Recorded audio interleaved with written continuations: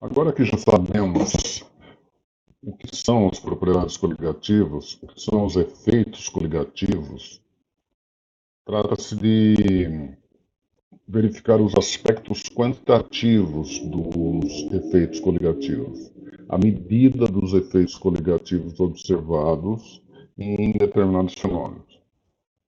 Os efeitos coligativos são, portanto, abaixamento da pressão máxima de vapor, elevação da temperatura de ebulição do solvente, abaixamento da temperatura de congelação do solvente na solução e a pressão osmótica. Vamos então aos aspectos quantitativos das propriedades coligativas. Se definirmos como pressão máxima de vapor do solvente puro o valor P0 na temperatura P, ao se produzir uma solução, ou seja, dissolver um soluto não volátil em um solvente, nós teremos um abaixamento da pressão máxima de vapor, ao qual nós chamaremos de P. P0 é a pressão de vapor do solvente puro. P é a pressão de vapor do solvente na solução. ΔP é a variação entre o valor da pressão de vapor do solvente puro e o valor da pressão de vapor do solvente na solução. Esse é o abaixamento absoluto da pressão máxima de vapor do solvente na solução. Para facilidade, falaremos de pressão máxima de vapor da solução. Objetivamente, quem exerce a pressão de vapor é o solvente presente na solução. O quociente ΔP sobre P0 é chamado de abaixamento relativo da pressão máxima de vapor. E esse se constitui o efeito coligativo, ou seja, o efeito tonoscópico.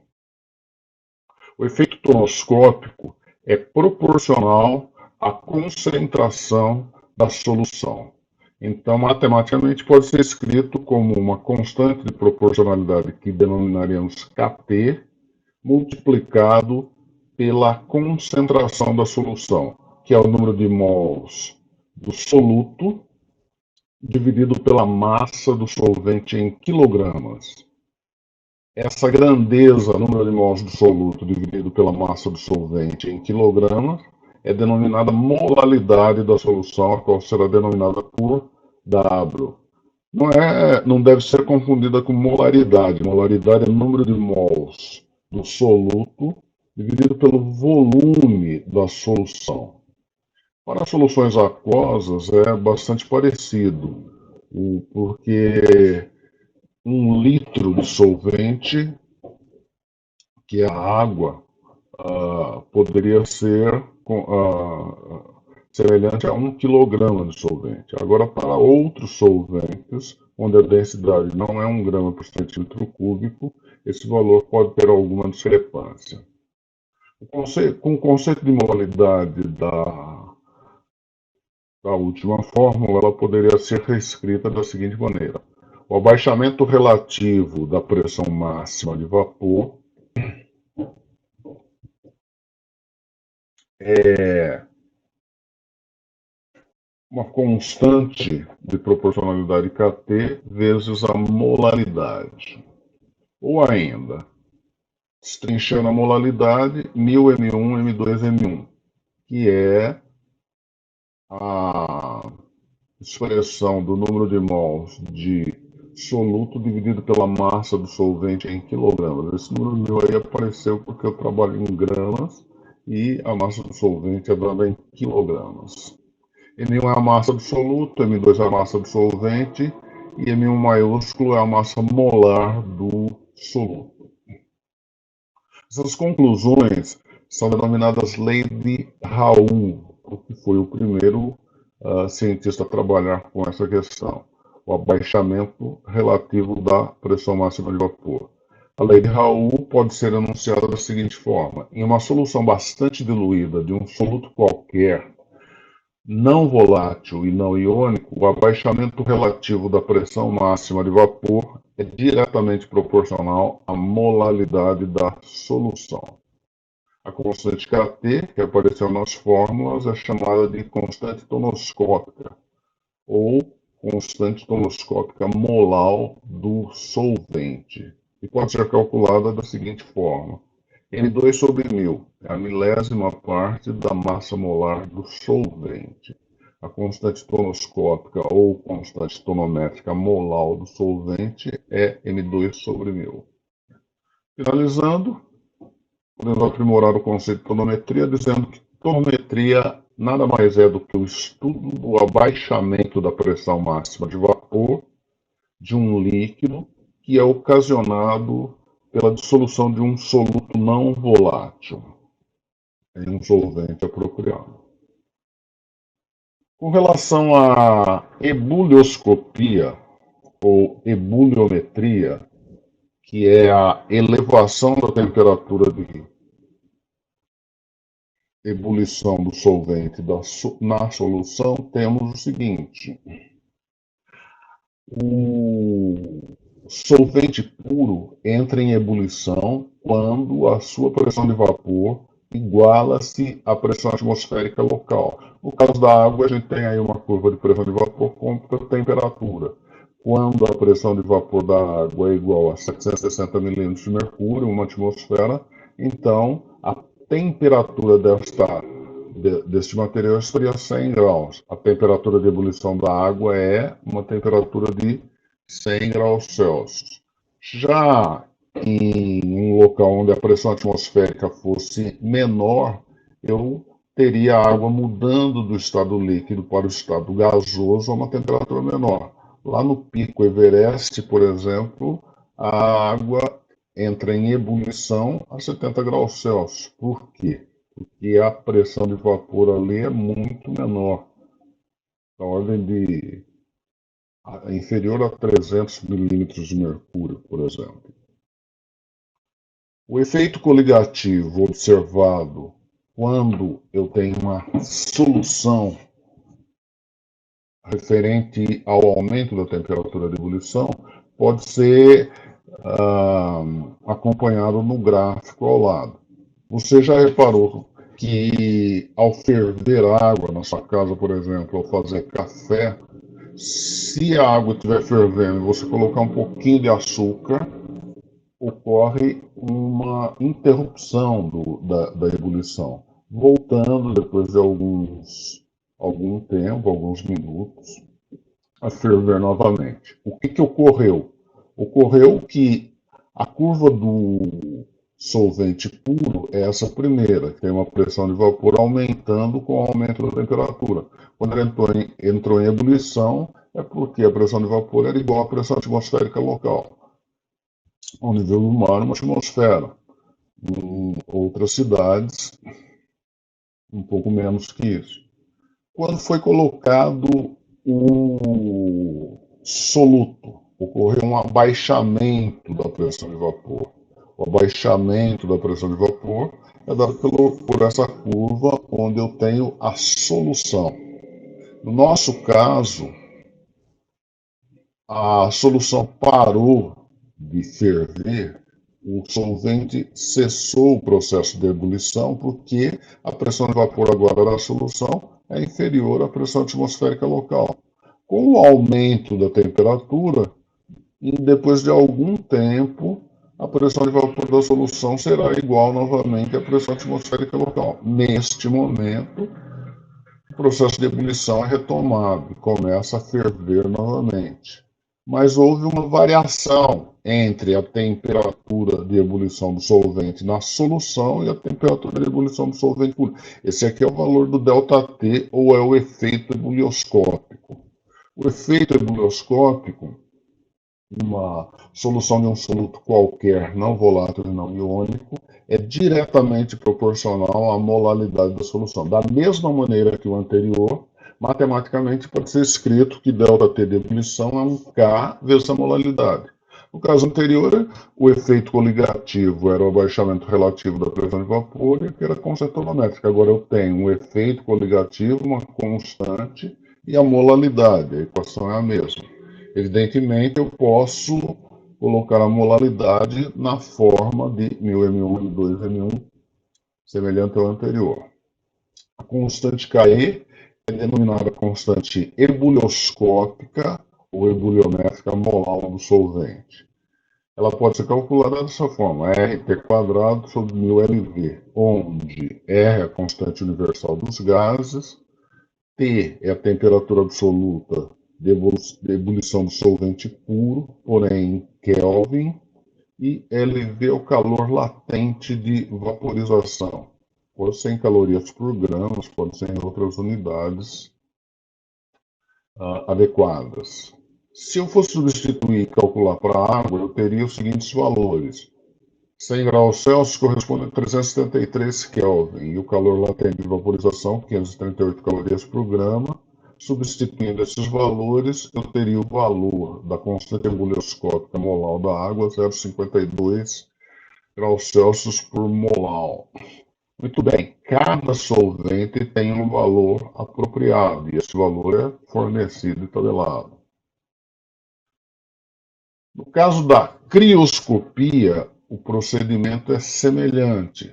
O efeito coligativo, o efeito crioscópico, que é o abaixamento da temperatura de congelação, é também proporcional à concentração. Aqui nessa curva, um diagrama de fases, estão mostrando todos os efeitos. Particularmente interessa esse aqui, o abaixamento da temperatura de congelação. A curva em vermelho representa o diagrama de fases do solvente puro e as partes em azul representam o diagrama de fases da solução. Quando eu passo de um ramo para outro, eu mudei de fase. Toda essa região aqui é a região sólida, essa outra região é líquida e aqui é a região gasosa. Muito bem. O abaixamento da temperatura de congelação é a diferença entre a temperatura de congelação do solvente puro e a temperatura de início de congelação do solvente na solução. Criometria é, portanto, o estudo do abaixamento da temperatura de congelação de um líquido provocado pela dissolução de uma outra substância, um soluto, nesse caso não volátil. Mas, matematicamente, pode ser expresso como uma constante multiplicada pela molaridade, ou destrinchada, Kc μm1 e 2m1. Kc é a constante crioscópica molar do solvente, pode ser calculada da mesma forma pela relação RT² sobre 1000 LF. A única coisa que aqui é o LF é o calor latente de fusão do solvente puro. Se eu quisesse calcular para a água, eu poderia fazer da mesma maneira que o anterior. E neste caso é 1,86 kg por molar. Grau Celsius. No caso da tonoscopia, que é o estudo da pressão osmótica, eu poderia começar pensando na construção de um osmômetro aqui.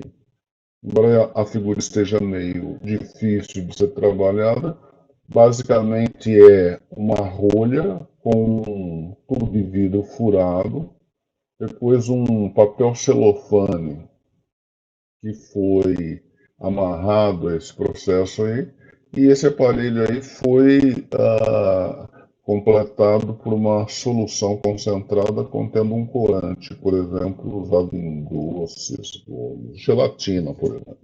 Tá? Isso daí, se colocado dentro de um becker com água pura, o que nós observamos? Que a solução no interior do osmômetro tem concentração superior à concentração da água pura. Com o tempo, ocorrerá tendência de passagem do solvente puro para o interior deste dispositivo, através da membrana, que é o propilcelofone, que é uma membrana semipermeável, uma membrana que permite a passagem do solvente, mas não permite a passagem do soluto. Com o tempo, o ingresso do solvente nesse dispositivo vai provocar um aumento do nível de água. Se inicialmente eu tinha colocado ambos no mesmo nível, depois de algum tempo, esse solvente subiu aqui a uma altura H. Essa altura H aqui, ó, ela exerce uma pressão sobre uma pressão hidrostática. Essa pressão aqui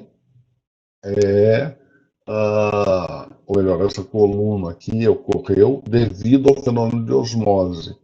Para impedir o fenômeno de osmose, deveria aplicar uma pressão contrária aqui, e essa é a pressão osmótica. Como eu trato matematicamente a pressão osmótica?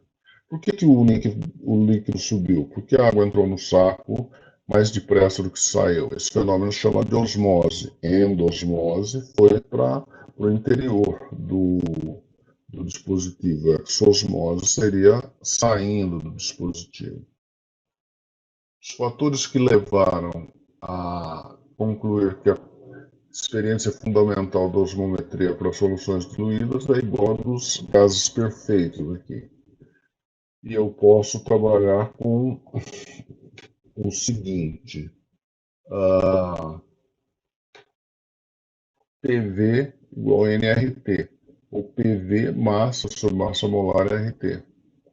A pressão osmótica é a massa molar multiplicada pelo constante dos gases vezes a temperatura. A pressão osmótica da solução em atmosferas é o P. O volume da solução, T é a temperatura absoluta em Kelvin e N é uma quantidade de mols de soluto. R é a constante dos gases perfeitos. Se eu tiver a pressão em atmosfera, que é 0,082. Para outros valores, se eu quisesse a pressão em milímetros de mercúrio, por exemplo, seria 62,3 milímetros de mercúrio vezes litro sobre mol grau Kelvin. Uma outra questão é com relação a soluções iônicas. Para as soluções iônicas, foi observado que as soluções iônicas têm sempre um efeito coligativo mais acentuado do que as soluções moleculares com a mesma concentração inicial do soluto. Por que ocorre isso? Ocorre isso porque nas soluções iônicas ocorre um processo de ionização ou dissociação do soluto. Uma partícula de soluto, ao ser colocada em solução, gera mais de uma partícula. Tá? Para 100 partículas, eu teria uma quantidade superior a 100 partículas. De tal maneira que eu posso expressar de determinada forma em porcentagem. Tá? O grau de ionização, que é o que nós chamamos de alfa, ele expressa a quantidade de moléculas inicialmente presentes na solução e a quantidade de moléculas que sofreu ionização ou dissociação. Como exemplo, no caso da ionização do ácido clorídrico, HCl, o HCl pode se separar em H+ e Cl-. Se eu tivesse o HCl, que ao ser dissolvido em solução, eu posso separar em íons H+ e íons cloreto. Suponha a seguinte situação: se inicialmente eu tivesse 100 moléculas de HCl, a seguir, ao se colocar isso em solução, de cada 100 moléculas, 80 moléculas de HCl sofreriam esse processo de dissociação ou ionização. Se separariam em H+ e Cl-. De tal maneira que eu tenho o seguinte: eu tinha 100 moléculas iniciais de HCl. Depois do processo de ionização, não tenho mais 100 moléculas de HCl, porque 80 sofreram ionização. Eu tenho 100 menos 80.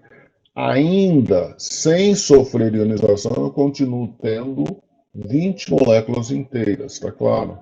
Tinha colocado 100 inicialmente, dessas 100, 80 se separaram em H+, Cl-. Agora eu tenho 80 H+, 80 cloretos e 20 HCl sem sofrer dissociação. De tal maneira que o número total de moléculas, ou de partículas, porque agora as partículas carregadas não são moléculas, são íons, o número total de partículas ou de espécies dissolvidas será de 180, das quais 20 moléculas de HCl, 80 moléculas, 80 íons H+, e 80 íons cloreto, dando um total de 180 partículas. O que é fundamental se perceber aqui? Se perceber que, ao se dissolver inicialmente 100 moléculas, eu tenho agora 180 partículas. Eu tenho uma relação, uma razão de aumento, um fator de aumento do número de partículas presente na solução. Eu tenho um fator de aumento de 180 dividido por 100, ou seja, um fator de 1,8. Esse é o chamado de fator Van Toff. E é o fator Van Toff, que é o fator de correção entre o número de partículas inicialmente dissolvidos em solução e o número total de partículas após o processo de ionização ou dissociação. O grau de ionização ou grau de dissociação é referente ao número de moléculas que sofrem ionização. No nosso caso aqui é 80%. De cada 100, 80 sofreram ionização. Isso é o grau de ionização. O fator de Van Toff é a razão entre o número total de partículas e o número inicial de partículas dissolvidas. Neste caso, portanto, podemos chamar de fator de Van Toff, representado por essa fórmula aqui, igual 1 mais alfa Q menos 1, onde I é o fator de Van Toff, alfa é o grau de ionização, Q é o número total de partículas ou o número total de cargas formadas no processo. No HCl lá tinha H+ e Cl-, o Q seria 2, por exemplo. O alfa, que seria o grau de dissociação, seria 0,8 ou 80%. E esse Q, como eu disse, 2. Naquele nosso caso, teria utilizando essa forma aqui, então, um valor igual a 1,8, porque 0,8 vezes Q menos 1, 2 menos 1, 1 vezes 0,8, 0,8 mais 1, 1,8. Basta então aplicar o fator corretivo às fórmulas anteriormente para que elas possam ser utilizadas nas soluções iônicas. Se a lei de Raoult mostrava que o efeito coligativo era sempre uma constante vezes a molaridade, efeito coligativo uma constante vezes a molaridade, e assim por diante, uma constante vezes a concentração, tá? Agora eu acrescento o fator de correção, que é o fator de Van Toff. Pela fórmula I igual a 1 mais alfa Q menos 1.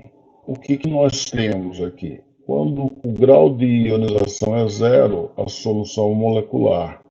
Não tem essa parte aqui, não ocorre separação. Então, na verdade, o que seria 1 menos 1 daria zero. Então, o fator Van Toff para soluções moleculares é sempre igual a 1. Agora, quando o meu soluto se dissociou 100%, ele está completamente ionizado, esse valor de alfa aqui seria 1. 1 vezes Q é Q, 1 vezes 1 é menos 1.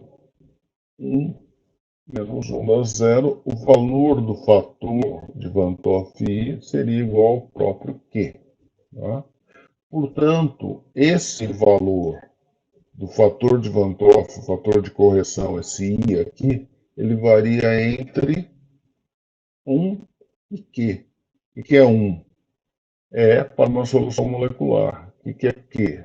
O número total de partículas que são obtidos a partir da dissolução de determinada substância ah, em determinado solvente. Vamos tentar entender aqui com alguns exemplos. Imagine ah, o seguinte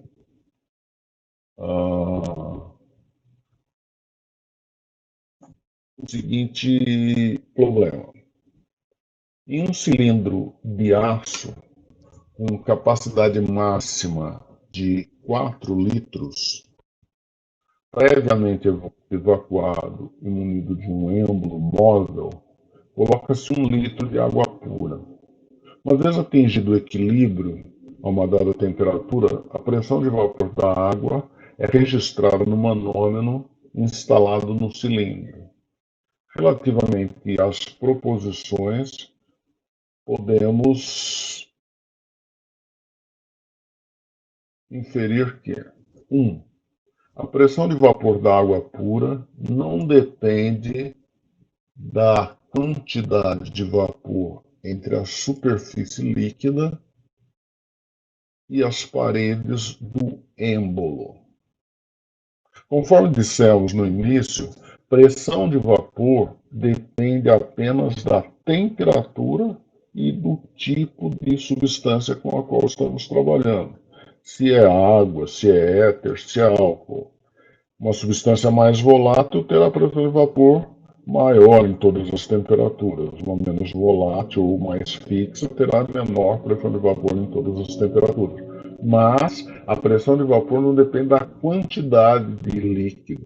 Se eu jogar um pouquinho de água aqui em cima dessa superfície, ela vai evaporar, mesmo na temperatura ambiente, um pouquinho de álcool, um pouquinho de éter, etc.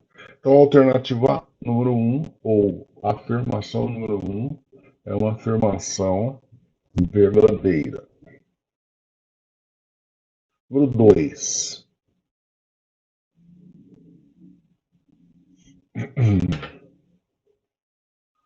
A pressão de vapor da água pura não depende da quantidade de líquido presente.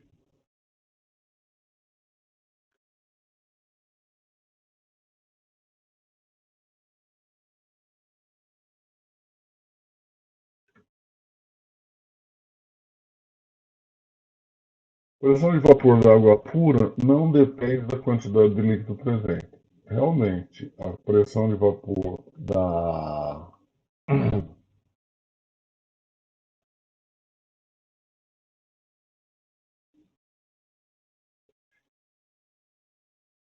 água depende apenas da natureza do líquido e da temperatura que está ocorrendo essa verificação. O aumento da temperatura acarreta um aumento na pressão de vapor, ou seja, aquele gráfico mostrou que o aumento da temperatura sempre aumenta a pressão de vapor. Está correto. Número 4. Ao substituirmos a água por igual quantidade de éter puro no cilindro, mantendo a mesma temperatura, a pressão de vapor do éter puro registrada no manômetro resulta a mesma da água pura. Não.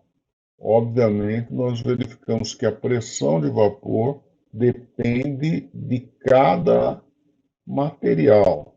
Se eu estou trabalhando com água e com éter, eu tenho valores diferentes. O éter evapora muito mais facilmente do que a água. Tá? Então, a pressão de vapor da água e a pressão de vapor do éter em uma mesma temperatura serão diferentes. São corretas, portanto, apenas as alternativas 1, 2 e 3. Né? A alternativa correta é a alternativa E.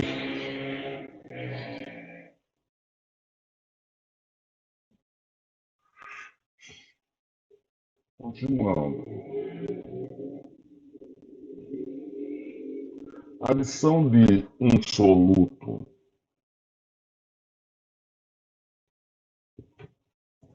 altera a temperatura de ebulição desse solvente. Para quantificar a variação em função da concentração e da natureza do soluto, foram feitos experimentos cujos resultados são apresentados abaixo. Analisando a tabela, observa-se que a variação da temperatura de ebulição é função da concentração das moléculas ou íons dispersos na solução. Dois novos experimentos foram realizados adicionando-se 1 mol de sulfato de sódio à água. Experimento A. Em 1 mol de glicose a meio litro de água. Experimento B. Considere os resultados desses novos experimentos, ou melhor, considere que os resultados desses novos experimentos tenham sido consistentes com os experimentos descritos na tabela. Assim sendo, as temperaturas de ebulição da água em graus Celsius nas soluções dos experimentos A e B foram respectivamente. É necessário calcular esses valores. A primeira providência seria analisar os dados ali dessa tabela. Né? Nessa tabela aí, ó, nós verificamos o seguinte. Aqui eu tenho lá 1 litro de água e a quantidade de matéria é meio mol de soluto. O aumento da temperatura de ebulição foi de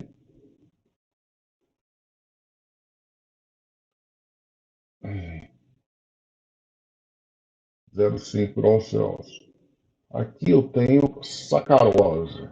Também tenho meio mol de sacarose, o aumento foi de 0,25.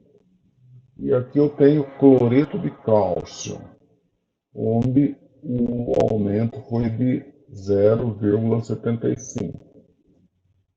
É fundamental aí nessa questão nós conseguirmos entender qual é a relação quantitativa.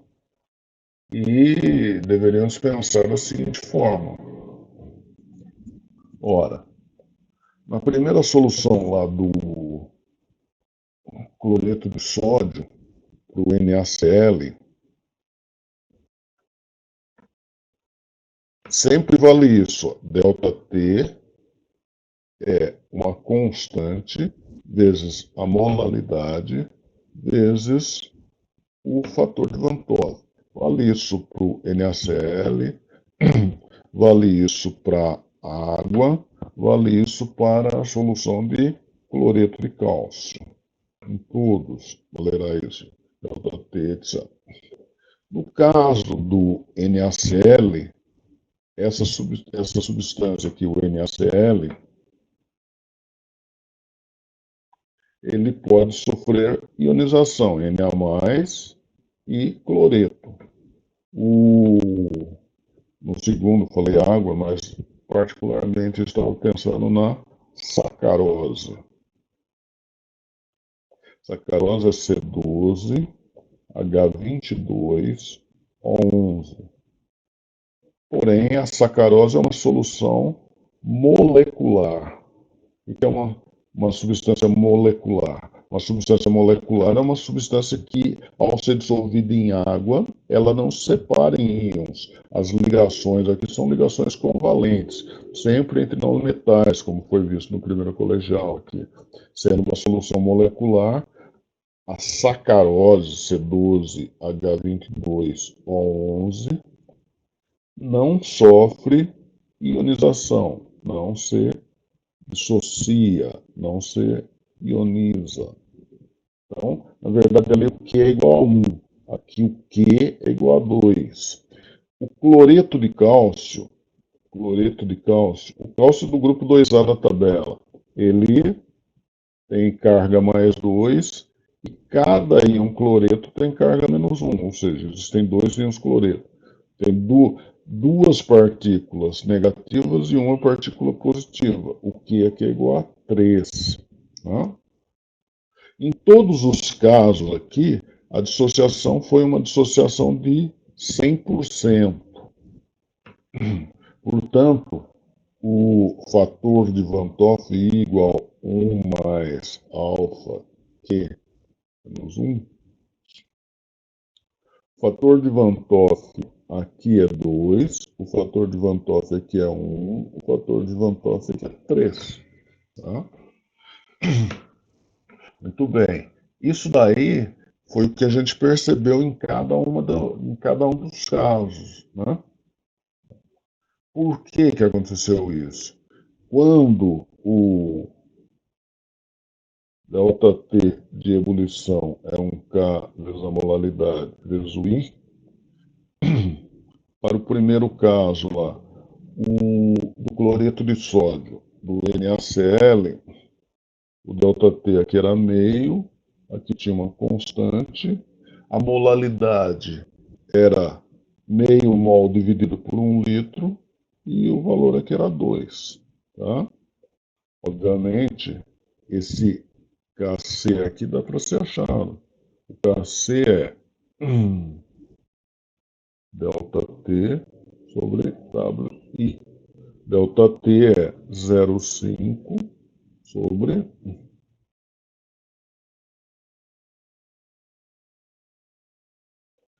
aproximadamente é isso. Para qualquer um deles vale. Muito bem. Em particular, agora, o problema diz o seguinte: como que eu devo trabalhar especificamente para o sulfato de sódio? Sulfato de sódio é uma substância iônica. Tem dois íons sódio mais um íon sulfato. Quando eu penso nos sais, aqui, ó, a hora que eu coloco esse material em água, aparecem 3 partículas, o que aqui é igual a 3. Ou seja, o fator de Van Toff, se a dissociação é de 100%, o fator de Van Toff aqui é 3. A glicose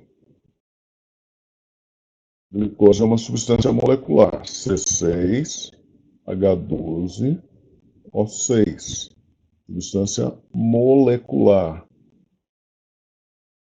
A hora que eu coloco uma molécula de glicose, ela não sofre dissociação. Portanto, o que implica que o fator de Van Toff também é 1. Neste caso, aí o que aconteceu? A molalidade da solução de sulfato de sódio foi a seguinte: eu tinha 1 mol de sulfato de sódio em 1 litro. O problema me diz isso, né?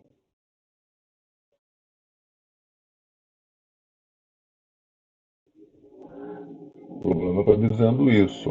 Eu dissolvi 1 mol do sulfato de sódio em 1 litro. Então, a concentração do Na2SO4 é 1 mol em 1 litro. E aproximadamente 1 mol por quilograma. Tá? 1 mol foi dissolvido em 1 quilograma de água. Agora, a glicose C6H12O6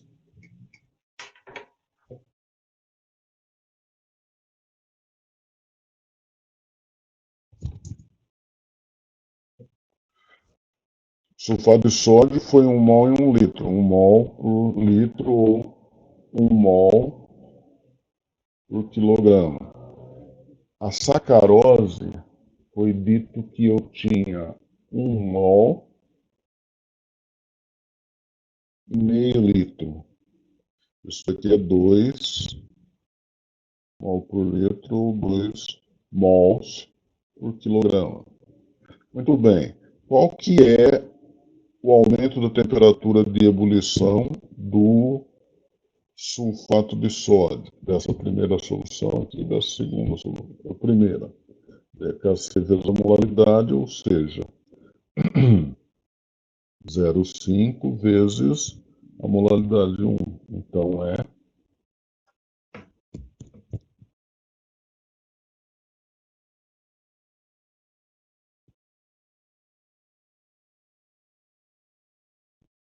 a molaridade vezes I, obviamente, né? O valor do I, neste caso, a gente acabou de ver que aqui o valor do I é 3. Então aqui foi 1,5 graus Celsius. O que foi? Não entendi direito. Sulfato de sódio se dissocia em 3 partículas. Portanto, o fator de Van Toff é igual a 3. A hora que eu fizer a constante vezes a concentração vezes o I, aumentou de 1,5 graus Celsius. Tá? Se a água fervia a 100 graus, aumentou para 1,5, a nova temperatura de ebulição será de 101,5 graus Celsius. No caso, agora, da glicose, a glicose, eu tenho uma constante vezes a molaridade. Só que aqui, a minha concentração foi uma concentração de 2 molar. A constante é 0,5, a concentração molar é 2, e tratando-se de uma solução molecular, o valor do I é igual a 1. Aqui eu tenho, então, o valor igual a 1 graus Celsius. O ΔT foi de 1 grau Celsius.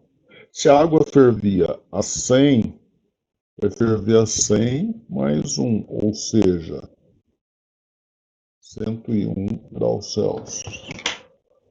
A gente voltar lá no nosso problema,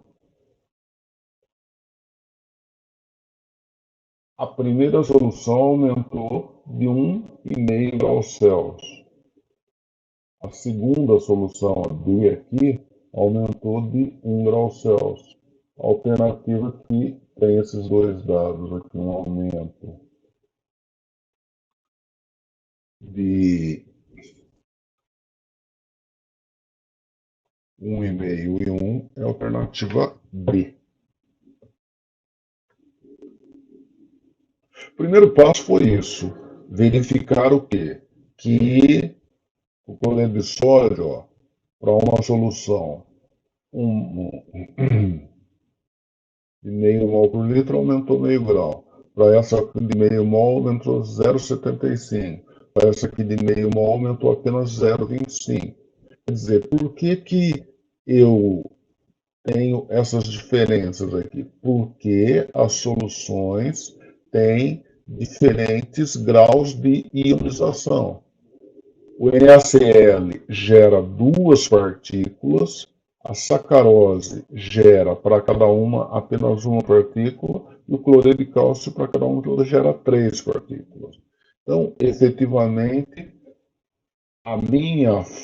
o meu aspecto quantitativo aqui, o ΔT, que é o efeito coligativo, será a constante vezes a molaridade vezes o I. O I aqui é 2, o I aqui é 1 e aqui o I é 3, em função de qual é o soluto com o qual eu estou trabalhando. Feito isso, eu calculei, obviamente, qual que era a constante, mas poderia usar já que é 0,5, foi dado anteriormente. No caso do problema, o sulfato de sódio e a glicose são solutos de natureza diferentes. Sulfato de sódio é iônico, portanto, tem que calcular o fator de Van 't, que é 3. SO4 é um íon negativo. Na+ são 2 íons positivos. De tal maneira que eu tenho 3 íons aqui. Então, aqui, ΔT é constante vezes a molaridade vezes 3. Para a glicose, sendo uma substância molecular, é vezes 1. Foi isso que eu fiz. Tá? E então proceder a os cálculos a partir do meu dado. No caso do sulfato de sódio, multipliquei por 3, tinha uma concentração molar 1, tá? Verifiquei que a variação de temperatura foi 1,5. No caso da solução de glicose, onde dissolvi 1,5 litro, a concentração era 2 mol por litro, mas o fator de Van 't era apenas 1. Eu tive uma variação de temperatura de 1 grau. Observei que no primeiro ia para 101,5 e no segundo ia para 101. O efeito coligativo é o aumento da temperatura de ebulição ou abaixamento da temperatura de fusão. A temperatura de ebulição do solvente puro, que eu considerei, era os 100 graus, era a temperatura da água. Por isso eu acrescentei nesse aspecto. Ok? Para frente. Isso tem mais um exercício para a gente fazer aqui.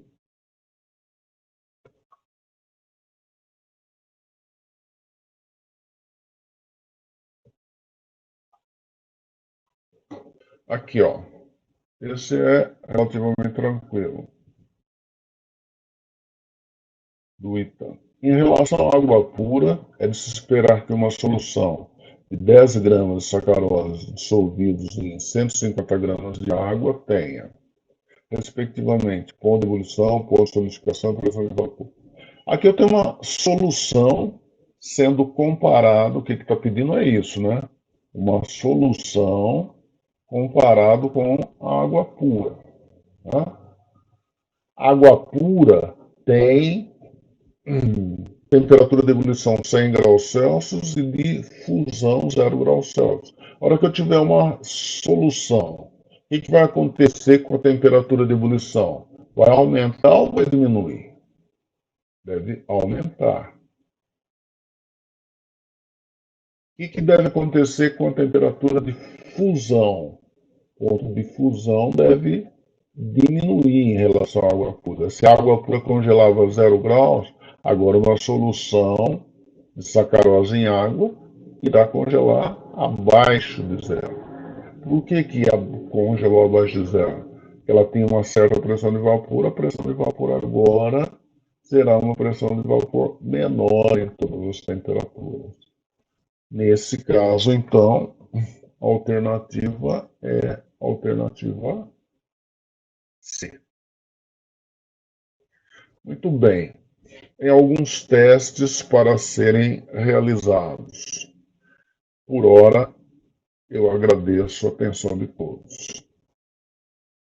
Bom dia, até mais.